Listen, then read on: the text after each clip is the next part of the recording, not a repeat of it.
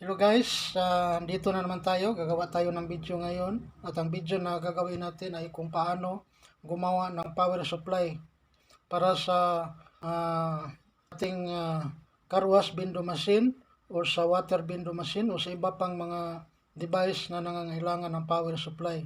So ito yung transformer guys, no? 1 ampere na transformer na meron siyang 3 to 12 volts, pero 12 volts lang ang gagamitin natin ngayon. At itong isa, mayroon tayong kapasitor, no? Ito ang tinatawag na electrolytic kapasitor na mayroon siyang value na 1000 microfarad by 25 volts. No? 1000, yung UF, yan ang represent microfarad. So, 1000 microfarad by 25 volts. At itong diode guys, hindi natin makikita yung value kasi sobrang liit niya. So, ang value nito is IN 4007. So, ito ang gagamitin natin para sa pagbuo nitong power supply na ito. So, panoorin natin guys.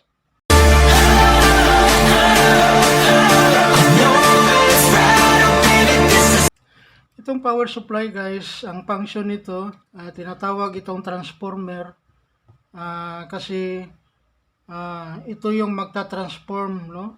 Mula sa kuryente ng ating bahay, yung sa mga wall socket natin na may 220 volts at i-transform niya doon so sa output niya magiging small amount of current na lang siya, no? So liliit ang voltahe niya from 220 volts. Paglabas niya dito magiging 3 to 12 volts, no? So maliit na lang, no, na voltahe ng kuryente. So itong transformer guys, meron siyang dalawang winding coil, no? Meron siyang dalawang coil, tinatawag na primary coil. Ang primary coil itong 220 volts yung papunta sa mga wall outlet natin. At itong secondary coil, ito yung papunta sa supplyan nating kuryente, no, ng supply. So from 3 to 12 volts. So ito yung secondary coil. So itong kapasitor guys, pakita ko lang sa inyo. Itong kapasitor, meron itong dalawang pin, no? Kung mapansin nyo, isa yung mahaba at isa yung maikli. So, tandaan natin guys na yung mahaba, yun ang positive na pin. At ito yung maikli, ito yung negative. Pero kung para madali lang ma-identify nyo guys, ito na lang titingnan nyo. Ito yung negative sign. Pag nakita niyo ito, wala siyang positive sign pero negative sign meron siya, no? So, halimbawa pag nakita nyo ito, so itong side na ito yung negative na pin at yung isa ay sa positive. So makita natin dito sa ating ito guys, no, meron siyang negative sign.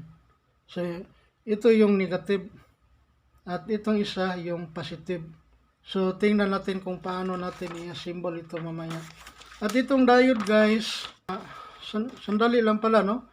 Itong kapasitor guys, ang function nito, kung baga sa tubig ito yung reservoir, ito yung tangke. Pagkabit natin dito sa transformer, yung kuryente dadaan dito.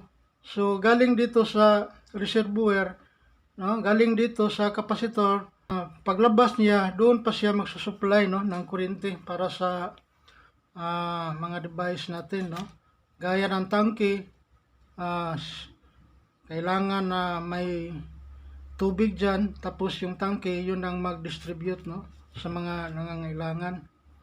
At itong diode guys, ang function nitong diode, ito yung mako-convert ng kuryente. Kasi itong transformer na to, easy ito, no, alternating current. Kahit lumabas na siya dito, magiging 4.5 o magiging 12 volts siya, alternating current pa rin siya, no. So ito yung diode, ito yung magko-convert, no, from alternating current, i-convert niya into DC current or direct current kasi yun ang gagamitin para sa electronics, no? At itong diode guys, tandaan natin na meron siyang dalawang pin, no? Ito yung anode or positive side, ito yung cathode or negative side, no? So itong diode guys, ano ito, kung sa traffic ito, one way lang yung daanan. Pagdaan niya dito sa signal, hindi na siya maaring makabalik. Para ba kung mayroong daan dyan na one way, tapos dadaan kayo, so hindi na kayo pwedeng bumalik kasi one way nga eh. So yan ang function ng diode. At ito guys, ito lang tingnan natin, no? Pag makita niyo ito yung electronic symbol niya at ito yung image niya. So meron siyang silver color. Itong guhit na ito yung dito sa image, ito yung silver color. So ibig sabihin, pag nakita mo yan, ito yung negative side at ito yung positive side. Hindi pwede siyang magkabaliktad-baliktad kasi hindi function ng supply mo, power supply mo kung magkabaliktad yung mga parts niya, no? So dito guys, no,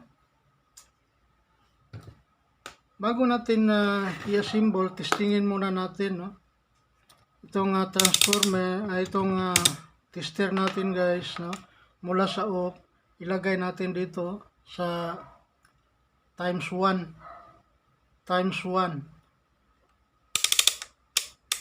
Yan, times 1. Yan ang pang testing natin, no? Testingin muna natin itong transformer, itong 220 volts. So ganyan ang pag-testing.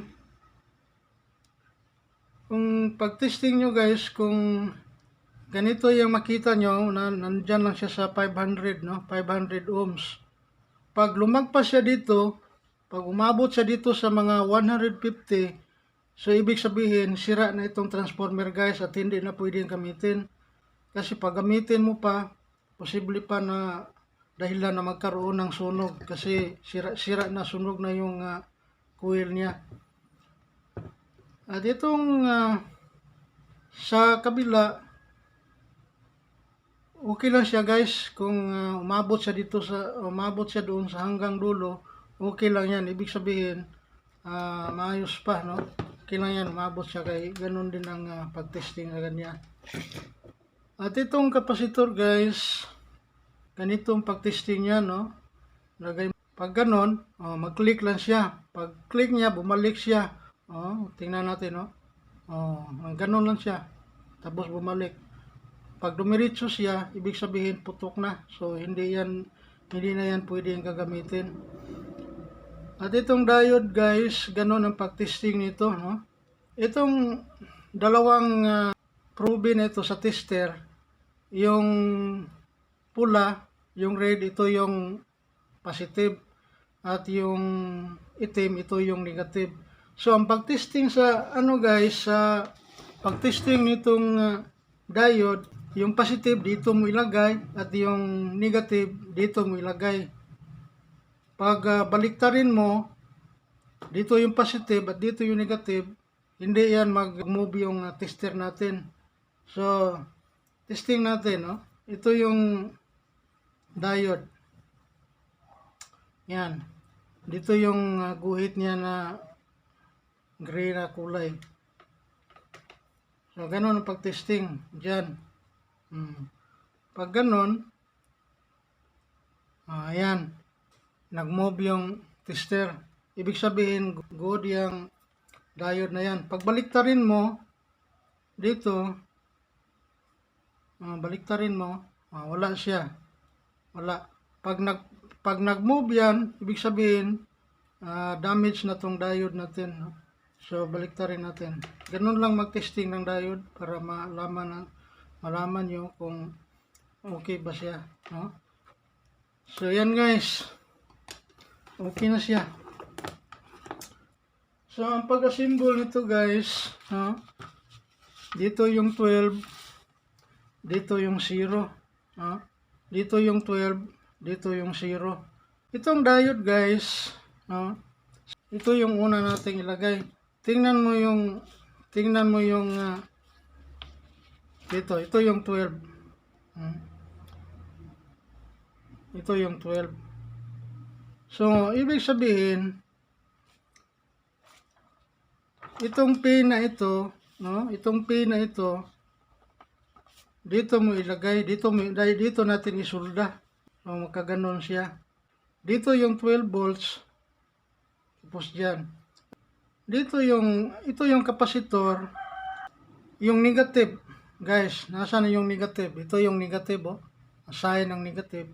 Yung sign ng negative, dito mo ilagay sa 0. Ganon ang paglagay, pagsulda.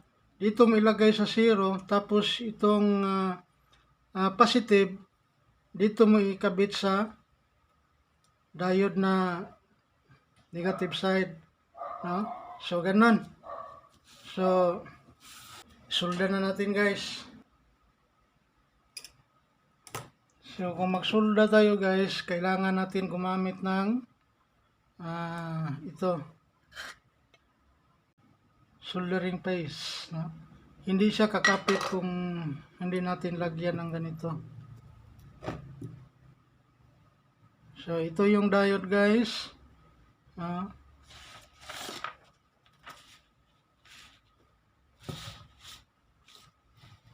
Ito yung diode. Ito yung pin niya. Ito yung ikabit natin dito sa 12 volts. So, lagyan natin lead. Ang lead ganyan natin. Tapos, lagyan natin ng pasiunang lead ito. Para kumapit yung diode. Yan guys.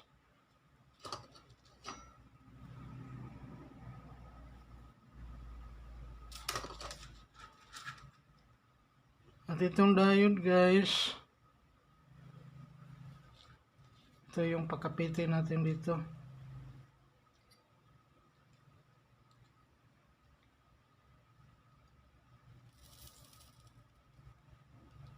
Yan. Solda na siya guys. Itong capacitor guys, itong negative side, no? Ito yung negative side. Itong negative, ito yung iano natin dito sa soldering paste. Tapos, lagyan natin ng lead.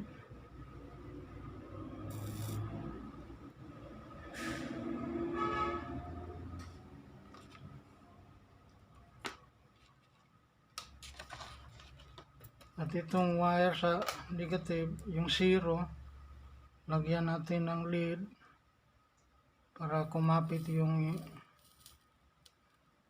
kapasitor.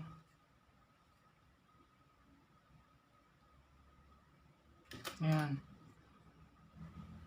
Asa na itong negative na kapasitor? Ito yung negative. So, kabit natin dito. Isolda natin.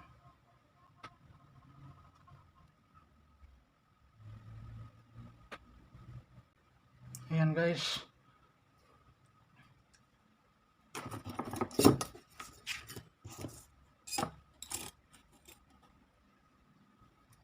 At ito guys,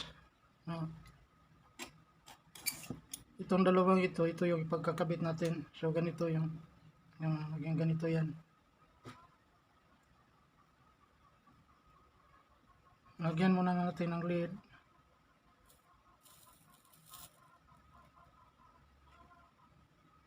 At itong isa, lagyan natin ng lead. Tapos, ikabit natin itong dalawa.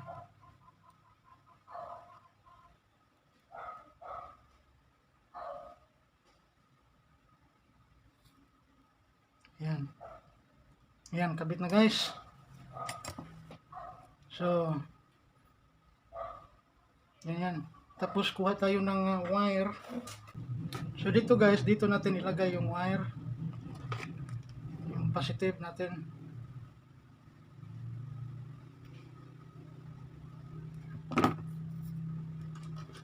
Solda muna natin.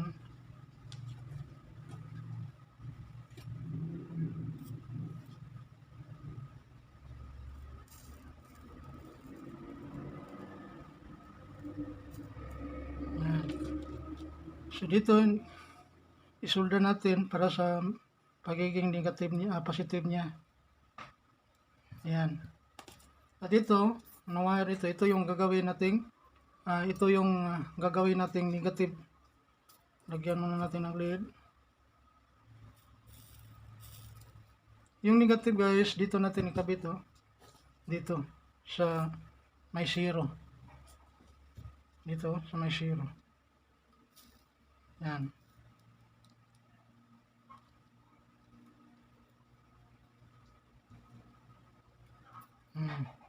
Yan guys. Kabit na siya.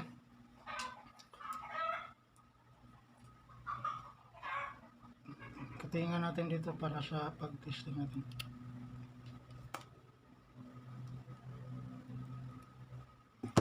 At itong dito sa guys, sa primary niya, yung sa 220 volts. So dugtungan natin yung wire dito.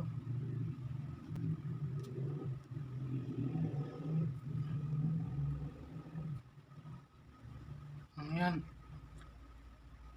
Lagyan natin ng tape para safe kasi 220 volts yan. Baka matsugi tayo pag nahawakan natin.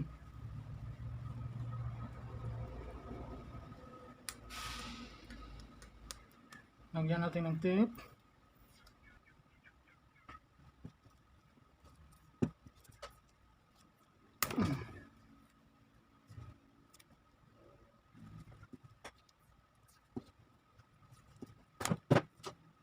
So ito na guys.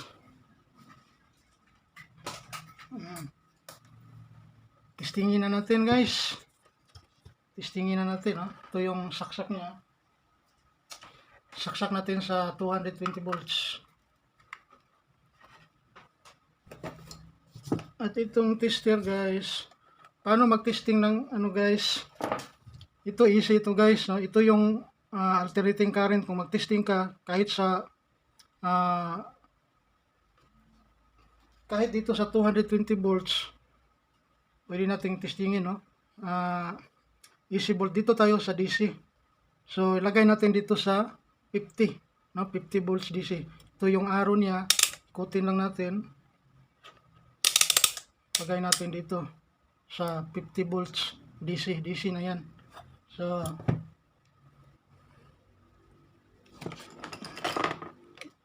ito yung probe niya. Itong pula, itong pagpasok, positive sign, pula. At itong common, ito yung negative. So negative ito, ito yung positive. So testingin natin yung volts. Ito yung negative, itong blue, ito yung negative. At itong pula, ito yung positive. So itong itim na probe sa tester, lagay natin dito sa blue at saka yung pula dito. So ayan guys, nag-point out na siya guys, nag-move yung kuan. Doon siya nag-move sa 14 volts. 10, 11, 12, 13, 14. Nasa 14 volts. 14 volts. Normal lang yan guys. Kasi pag transformer, sumusobra talaga yan.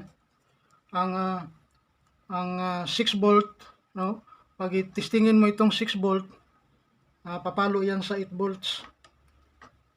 Kung 24 volts, papalo yan, aabot yan hanggang 30 volts. Yung 24 volts. Ganun. So, kinito guys. So, i-testing natin dito sa ating timer, Allen timer. Yan. Meron tayong Allen timer. Testing natin.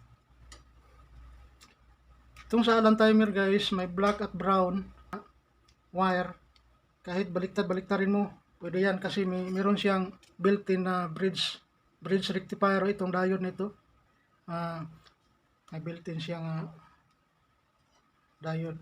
So, kaya mo dito, lagay natin dito sa kabit natin. Tapos dito Hmm.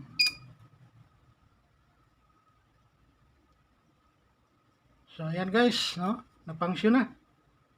Spark natin yung, dito yung sa queen slot guys, no? Itong may tatlong pin. Pag spark mo dyan, umanon siya. Tapos dito, reset. I-spark mo lang itong dalawang pin. Mag-reset na yan. Tapos dito, 5 minutes. Ay, bakit naging 15?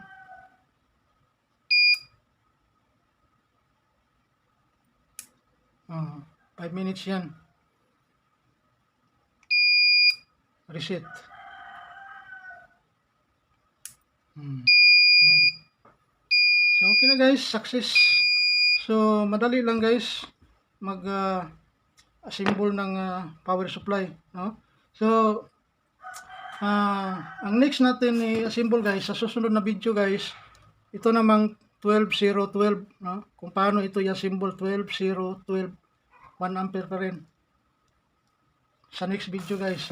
Sana guys, i-subscribe nyo ang channel natin para naman kung nagustuhan nyo yung video natin, subscribe niyo guys para kailang yan, no? Kung may natutunan kayo, subscribe nyo lang. Salamat guys.